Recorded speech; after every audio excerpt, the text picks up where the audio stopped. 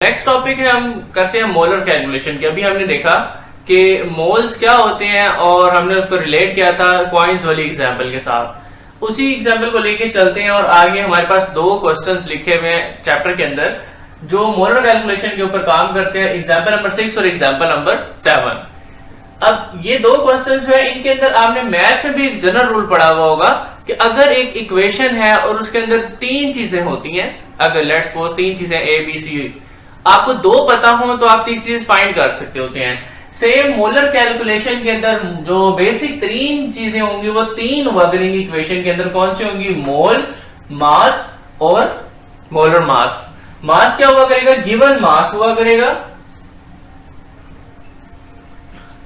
अब इसको मैं रिलेट करता हूं वही कॉइन वाली एग्जांपल के साथ। कॉइन वाली एग्जांपल की अगर बात करें तो वहां पे हमने क्या देखा था कि ये जो मोल्स थे वो क्या थे? टोटल नंबर ऑफ कॉइन्स थे। मास जो था वो टोटल कॉइन का मास था कि इस बार टोटल कितने कॉइन्स रखे हुए उनके मास सिर्फ बता रहा था।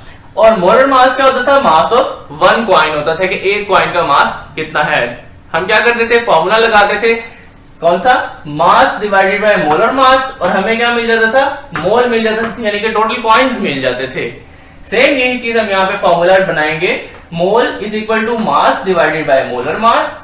फिर इसी फॉर्मूला को रीअरेंज करके रिवर्स भी कर सकते होते हैं कि अगर हमारे पास कॉइन्स पड़े हुए हैं, हमें एक कॉइन का मास पता था, हमारे पास इतना बड़ा वो तराजू नहीं है जिसमें हम क्या करें, ज्यादा कॉइन्स को वेट कर सके, तो हम उसमें ये फॉर्मूला भी लगा सकते हैं कि इतना मोलर मास है, इतने टोटल कॉइन्स है, तो इसका मास कितना होगा। ठीक है, तो उसके लिए फॉर्मूला रीअरेंज कर लेते हैं।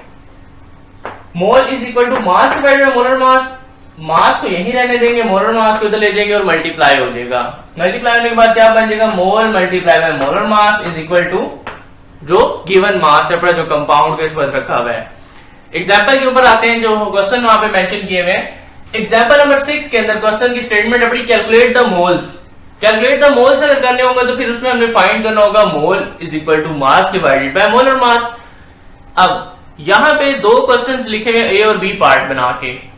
पार्ट ए के अंदर लिखा हुआ है यहाँ पे 0.1 ग्राम ऑफ सोडियम अगर होगी। अब यहाँ पे क्वेश्चन होगा कि कुछ स्टूडेंट्स के ज़हन में कि ये जो मोलर मास होता है ये कहां से आएगा।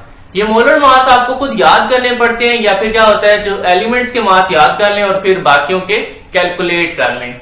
इसको हम आगे देखेंगे कैसे कैलकुलेट करते होते हैं।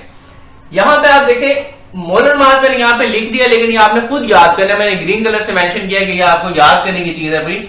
Molar mass of sodium, symbol भी आपको याद होना चाहिए कि मोस्टली बच्चे सोडियम को एस से कंफ्यूज कर देते हैं और वहां पे वो एस सिंबल लिख देते हैं। उसका याद रखना, सोडियम का सिंबल क्या होता है? Na होता है। और साथ आपने क्या करना है, उसका जो मोलर मास है वो कितना होता है? सोडियम का एटॉमिक मास को ग्राम में एक्सप्रेस करें, जो हमने लास्ट लेक्चर में पढ़ा है। मोलर मास को ग्राम में लिखने का मतलब क्या होता है? ये जो उसका एटॉमिक मास होता है, एटॉमिक मास 23 और उसको ग्राम पर मोल लिखे तो वही क्या होता है? मोलर मास होता है। अब इक्वेशन में इसको पुट करते हैं, मोल की मास डिवाइडेड बाय मोलर मास। ये गिवन मास है 0.1 और ये मोलर मास है, mass divided by molar mass. Mass का यूनिट क्या होता है? ग्राम। मोलर मास का यूनिट क्या होता है? ग्राम पर मोल। अब यहां पे क्या होगा? यूनिट सिंप्लीफाई करने का मेथड है, यहां पे आपको बता रहा हूं। ग्राम को ग्राम से काट देते होते हैं और जो बाकी बचता है वो क्या होता है? पर मोल। इसको ऊपर लेके जाएंगे तो पावर माइनस से क्या हो जाएगी? प्लस में हो जाएगी, और वो क्या बन जाएगा? मोल बन जाएगा। इसको सॉल्व करेंगे तो आंसर आएगा 0.0043 मोल आ जाएगा, क्योंकि मोल के ऊपर से माइनस खत्म हो गया, ये ऊपर चला गया। और अब जो मोल्स की हमारे पास आंसर आए, इसको यहां तक भी लिखें तब भी आपका आंसर सॉल्व हो चुका है। और अगर आप इसको आगे क्या करें कि साइंटिफिक नोटेशन में इसको मेंशन कर दें, तब भी आपका आंसर हो जाता है कि इसको हमने क्या किया? 10 की पावर -3 और साथ 4.3 के साथ उसको मल्टीप्लाई कर दिया। इसी का पार्ट बी देखते हैं, जहां पे सिलिकॉन के साथ उन्होंने कहा है कि इसका मोलर मास नहीं बताया हुआ, उसका क्या दिया है? मास दिया हुआ है 0.1 kg ऑफ सिलिकॉन। 0.1 kg है, लेकिन केमिस्ट्री की कैलकुलेशन किस में होती है? ग्राम्स में होती है। तो अब पहले हम क्या करेंगे? इस kg को ग्राम में कन्वर्ट करेंगे और साथ हमें क्या याद करना पड़ेगा? इसका मोलर मास याद करना पड़ेगा। सिलिकॉन का मोलर मास कितना होता है? 28.086 ये इसका एटॉमिक मास भी होता है, और अगर इसी को मैं ग्राम पर मोल में लिख दूं तो वो क्या बनता है, मोलर मास बनता है। Mass of silicon atom in gram, क्योंकि हमें क्या चाहिए होता है, ग्राम्स में चाहिए होता है, किलोग्राम्स नहीं चाहिए होते केमिस्ट्री की मोलर कैलकुलेशन के लिए।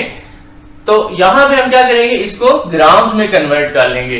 ग्राम्स में कन्वर्ट करने का फॉर्मूला क्या होता है, क्योंकि 1 किलो में कितने होते हैं, 1000 ग्राम होते हैं, तो किलोग्राम को ग्राम में कन्वर्ट करने के लिए 1000 से मल्टीप्लाई करते हैं। ऐसे ही होता है ना कि जो किलोग्राम है वो बड़ा यूनिट है, उससे छोटे यूनिट की तरफ जा रहे हैं, इसमें ग्राम में, तो 1000 से हम क्या कर देंगे, मल्टीप्लाई कर देंगे। यही काम हम यहां पे करेंगे।